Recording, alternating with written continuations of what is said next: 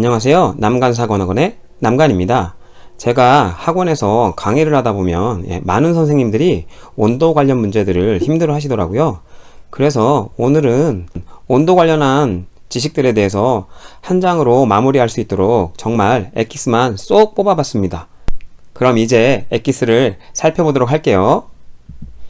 자, 온도 관련 필수 지식이라고 해서 이 한 장으로 마무리해 보도록 할게요. 자, 여러분 시험에 온요법, 냉요법 두 가지가 잘 나오는데, 온요법의 목적, 냉요법의 목적 이렇게 나오는데, 쉽게 이야기하면 온요법은 따뜻한 걸 대주는 거잖아요. 그리고 냉요법은 차가운 걸 대주는 거예요. 그럼 따뜻한 걸 대주면 당연히 이완되겠죠. 그렇죠? 그리고 차가운 걸 대주면 수축되겠죠. 그럼 뭐가 수축되고 이완되느냐? 혈관과 근육이 이완되고 수축되겠죠. 그래서 이거에 대한 작용인 거예요. 그래서 이완시키고 수축시키고, 그리고 추울 때 뭐 저체온이나 이러면 온요법을 적용해 줄 수 있고, 고체온이면 냉요법을 제공해 줄 수 있고, 그렇지 않을까요? 그리고 두 개의 공통은 둘 다 통증을 경감시킨다는 거예요. 통증을 경감시키고, 그리고 우혈, 부종도 감소시킵니다. 어떻게 가능할까요? 기전이 다른 것 뿐이에요. 온요법은 혈액순환을 증진시켜서 부종이나 우려를 줄여주고요. 냉요법은 차가운 걸 대줌으로 인해서 근육 혈관을 수축시키는 거죠. 수축시켜서 부종이나 우려를 감소시키는 거예요. 기전이 다를 뿐이지 공통적인 목적이 있다. 추가적으로 온요법은 염증 반응을 촉진시키고 냉요법은 염증 반응을 감소시킵니다. 그래서 가끔 여러분 시험에 나올 수 있는 문제 중에 하나가 다래끼 있죠? 다래끼는 환홍으로 제거하는 거예요. 환홍을 촉진시켜서 빨리 배출시키는 게 치료 방법이거든요. 그래서 다래끼 환홍 배출로 치료한다. 시험에 한두 번 나온 적이 있기 때문에 공부하실 분들은 요 정도만 기억해 주시면 될 것 같아요. 그러면 온요법, 냉요법에 공통 적용 방법이 있거든요. 2분의 1에서 3분의 1 정도만 채운다는 거예요. 가끔 3분의 2로 나오기도 하기 때문에 3분의 2 무조건 틀렸다고 생각하지 마시고 3분의 2도 괜찮다. 특히 하지에 적용될 때에는 3분의 2 정도 넣는다는 그런 책도 있기 때문에 3분의 2도 틀린 답은 아니다. 이렇게 기억해 주시면 될 것 같고요. 당연히 공기가 접촉이 되면 이 온기와 냉기가 제대로 전달이 되지 않습니다. 공기는 꼭 제거해 줘야 돼요. 물이 새면 화상의 위험이 있기 때문에 물이 새는지도 꼭 확인해야 됩니다. 둘이 공통사항이고요. 너무 차갑고 너무 뜨겁기 때문에 커버나 방포를 꼭 싸서 제공해 줘야 돼요. 그리고 적용 시간은 둘이 공통이죠. 20분, 30분. 이 적용 시간도 여러분이 많이 힘들어 하시는 경우 있는데, 온요법, 냉요법은 2, 30분이고요. 그리고 자비소독 같은 경우에서 10분에서 15분. 그리고 침상 목욕이나 애기들 신생아 목욕도 길게 하면 애기들한테 좋지 않잖아요. 그래서 최대한 짧게 가져가는 게 좋아요. 5에서 10분 정도라고 생각하시면 되고, 관장 같은 경우에도 보통 10분에서 15분 정도 생각하시면 맞습니다. 일반적인 관장의 경우에는 이렇고, 관장에는 정체 관장도 있거든요. 이름부터가 정체시키는 관장이잖아요. 그래서 굉장히 오랜 시간, 관장 방법마다 다르겠지만 2시간에서 4시간 이상도 정체를 시키는 관장 방법들도 있어요. 정체가 아닐 경우에는 보통 10분, 15분 요 정도 참으라고 합니다. 지금 온도 관련 필수 지식 전달하는데 갑자기 그쵸? 왜 관장 얘기가 나오고. 그래서 외우실 때 이렇게 뭉뚱그려서 외우시는 게 여러분한테 좋을 것 같아서 이렇게 정보를 전달해 드리는 거예요. 그리고 이 온요법, 냉요법의 공통사항 중 또 다른 게, 물이 식거나 냉기가 없으면 당연히 교체를 해줘야 되겠죠. 추가적으로 온요법의 경우 공기를 제거하는 이런 문제도 나올 수 있어요. 어떻게 제거하는지. 평평한 바닥에 이 물주머니를 올려놓고, 여기가 주둥이 부분이면 주둥이를 올려서, 그렇죠? 올려서 이 부분을 눌러주면서 공기를 제거한다. 이런 문제도 나와줄 수 있기 때문에 같이 알아두시면 좋을 것 같아요. 냉요법의 경우에는 얼음이 크면 아무래도 접촉 면적이 줄어들기 때문에 잘게 부셔서 넣어라. 그리고 물을 조금 넣어주면 냉기가 더 잘 전달되거든요. 그래서 물을 조금 넣어준다. 이런 것도 시험에 같이 나올 수 있습니다. 자, 그러면 열램프도 가끔 좌욕 관련해서 따뜻한 물을 데워주지만 그렇지 않은 경우에 열램프를 적용할 수 있거든요. 또 이 열램프에도 주의사항이 있는데 이 와트수를 보셔야 돼요. 와트수가 높을수록 열이 높은 경우에요. 높다고 생각하시면 돼요.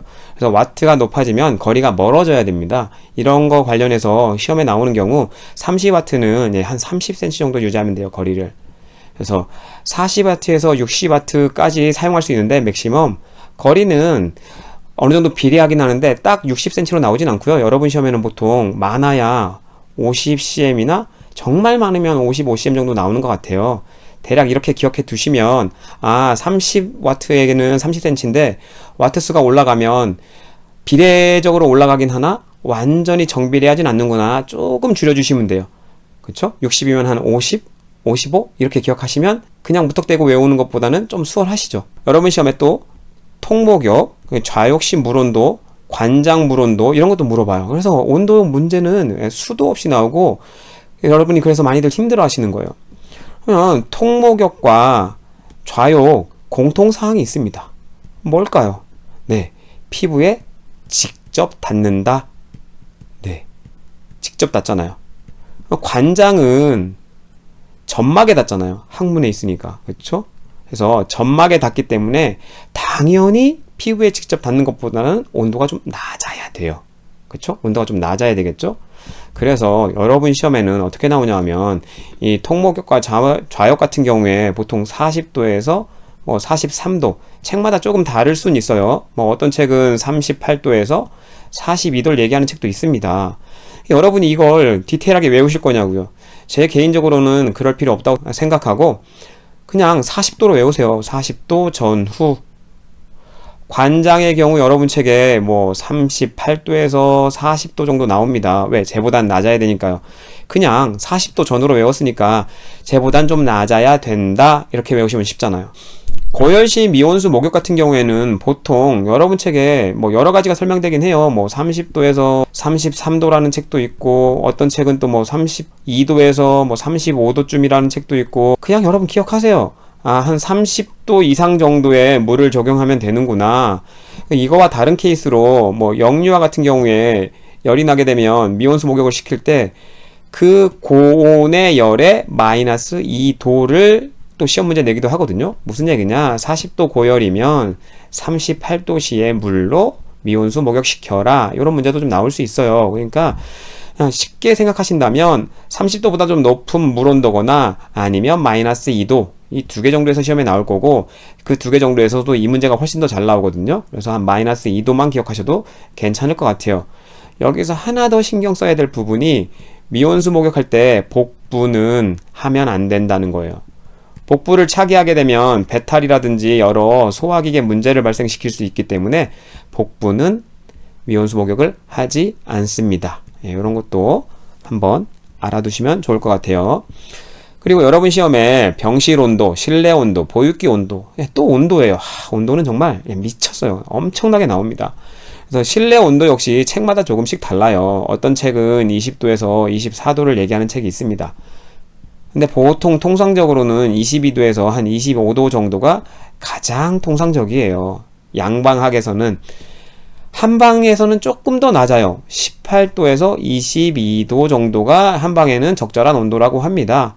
한방에서는 잘 나오지 않는 문제이기 때문에 그냥 참고만 하시고요. 한 22도에서 25도 정도 기억하시면 좋고, 다만 신생아인 경우에는 체온 조절이 잘 안 되기 때문에 조금 더 높은 온도를 높입니다. 22도에서 한 26도 정도로 여러분 시험에 나올 수 있어요. 어렵게 생각하지 마세요. 기본을 아시잖아요. 20도에서 24도, 22도에서 25도, 얘보다 조금 높은 온도라고 생각하시면 쉽잖아요. 너무 딱딱 외우시려고 해서 힘드신 거예요. 정상보다 약간 높아, 정상보다 약간 낮아, 이렇게만 기억하셔도 여러분 시험에서 틀릴 일은 없어요. 하지만 보육기 온도는 신생아 중에서도 미숙아의 경우이기 때문에, 그쵸? 미숙아의 경우 때문에 더 체온 조절이 안 돼요. 그래서 훨씬 단열도 좋아야 되고 온도도 높아야 됩니다. 30도에서 한 32도 정도 유지해 주는 게 예, 여러분 시험에 나와요. 30도, 32도. 요거는 시험에 그나마 좀 자주 출제되기 때문에 외워두시면 참 도움이 될 겁니다. 한 장으로 끝내려고 그랬는데 아이고 생각해보니 수치료가 있네요. 네, 지금 요거 다 지우고 수치료, 네, 수치료에 대해서도 시험에 가끔 나올 수 있는 부분이라 설명 좀 드릴게요. 그러면 수치료가 뭐냐? 별거 없습니다. 냉탕에서 온탕으로 왔다 갔다 하는 거 홀수로 왔다 갔다 해야 돼요. 무슨 말이냐? 냉에 갔다 온에 갔다 냉에 갔다 온에 갔다 결국은 냉으로 끝내야 된다는 거죠. 그래서 보통 5회나 7회 정도 왔다 갔다 합니다. 네. 여기서 또 이제 온도 문제죠. 온에 해당되는 온수는 몇 도 정도가 될까? 아까 제가 피부에 직접 닿는 건 뭐라 그랬어요? 40도 전후라 그랬잖아요. 그래서 40도 전후로 기억하셔도 되고, 여러분 시험 문제는 42도로 나옵니다. 얼추 맞잖아요. 40도보다 예, 약간 높은 정도라서 40도로 기억해도 무방해요. 그렇게 그냥 기억해 두시고, 냉요법의 경우가 16도십니다. 그래서 두 개의 차이가 26도예요. 대략 이 정도의 온도 차이로 왔다 갔다 하는 걸 수치료라고 합니다. 근데 이제 수치료에 금기 환자들이 있거든요. 어떤 환자가 가장 여러분 시험에 금기로 잘 나오냐? 당연히 심혈관계 질환 있는 환자들이에요. 왜 그러겠어요? 냉탕 갔다 온통 갔다 그러면 이 혈관이 수축했다 늘어났다 수축했다 늘어났다. 이 수축할 때 심장에 얼마나 무리가 오겠어요? 심장 혈관에. 그래서 이 심혈관계 환자들 같은 경우에는 수치료 절대 금기고, 허약자 같은 경우에도 조심해서 사용해야 돼요. 노약자 등등은 좀 조심해서 사용해야 됩니다. 혈관 질환에 문제가 있을 수 있어서. 그래서 온도가 조금 달라요. 이 온냉의 차이가 10도 내외여야 돼요. 그래서 계속 강조드렸죠.